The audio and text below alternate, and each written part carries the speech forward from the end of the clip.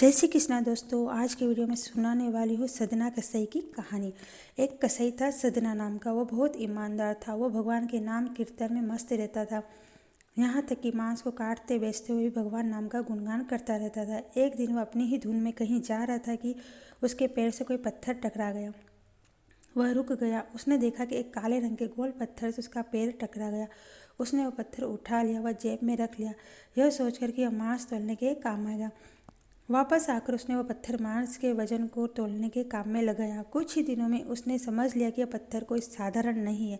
जितना वजन उसको तोलना होता, पत्थर उतना ही वजन का हो जाता। धीरे धीरे यह बात फैलने लगी कि सदना कसाई के पास वजन करने वाला पत्थर है। वह जितना चाहता है पत्थर उतना ही तोल देता है। किसी को 1 किलो मांस देना होता तो तराजू में उस पत्थर को एक तरफ डालने पर दूसरी ओर 1 किलो का मांस ही तुलता। अगर किसी को 2 किलो चाहिए हो तो वह पत्थर 2 किलो का भार जितना भारी हो जाता। इस चमत्कार के कारण उसके यहाँ लोगों की भीड़ जुटने लगी। भीड़ जुटने के साथ ही सदना की दुकान की बिक्री बढ़ गई। बात एक शुद्ध ब्राह्मण तक भी पहुंची। हालांकि वह ऐसी अशुद्ध जगह पर नहीं जाना चाहते थे जहां मांस कटता और बिकता हो, किंतु चमत्कारिक पत्थर को देखने की उत्सुकता उससे सदना की दुकान तक खींच लाई। दूर से खड़ा वह सदना कसाई को मीट तोलते देखने लगा। उसने देखा कि कैसे वह पत्थर हर प्रकार के वजन के बराबर तोल रहा था। ध्यान से देखने पर उसके शरीर के रोए खड़े हुए। भीड़ के छटने के बाद ब्राह्मण सदना कसाई के पास गया। ब्राह्मण को अपनी दुकान में आया देखकर सदना कसाई प्रसन्न भी हुआ और आश्चर्यचकित भी। बड़ी नम्रता से सदना ने ब्राह्मण को बैठने के लिए स्थान दिया और पूछा कि वह उसकी क्या सेवा कर सकता है। ब्राह्मण बोला कि तुम्हारे इस चमत्कारिक पत्थर को देखने के लिए मैं तुम्हारी दुकान पर आया हूँ, या यूँ कहे कि चमत्कारिक पत्थर ही मुझे खींचकर तुम्हारी दुकान पर ले आया है। बातों ही बातों में उन्होंने सदना कसाई को बताया कि जिस पत्थर समझकर वो मांस तोल रहा है वह वास्तव में शालिग्राम जी है, जो कि भगवान का स्वरूप होता है। शालिग्राम जी को इस तरह गले कटे मांस के बीच में रखना व उनसे मांस तोलना बहुत बड़ा पाप है। सदना बड़ी सरल प्रकृति का भक्त था।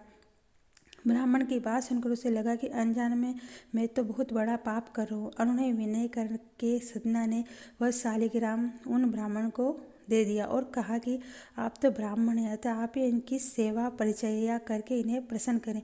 मेरे योग्य कुछ सेवा हो तो मुझे अवश्य बताएं।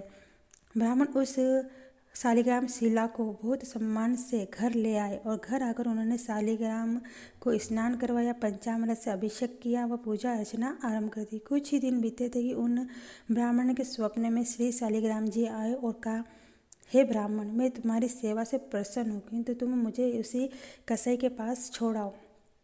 स्वप्न में ही ब्राह्मण ने कारण पूछा तो उत्तर मिला कि तुम मेरी अर्चना पूजा करते हो, मुझे अच्छा लगता है, परंतु जो भक्त मेरे नाम का गुणगान कीर्तन करते रहते हैं उनको मैं अपना आप को बेच देता हूँ। सदना तुम्हारी तरह मेरा अर्चना नहीं करता है, परंतु वह हर समय मेरे नाम गुनगुनाता रहता है, जो कि मुझे अच्छा लगता है, इसलिए तो मैं उसके पास गया था। ब्राह्मण अगले ही दिन सदना कसाई के पास गया। वह उनको प्रणाम करके सारी बात बताई। श्री शालिग्राम जी को उन्हें सौंप दिया और ब्राह्मण की बात सुनकर सदना कसाई की आंखों में आंसू आ गए।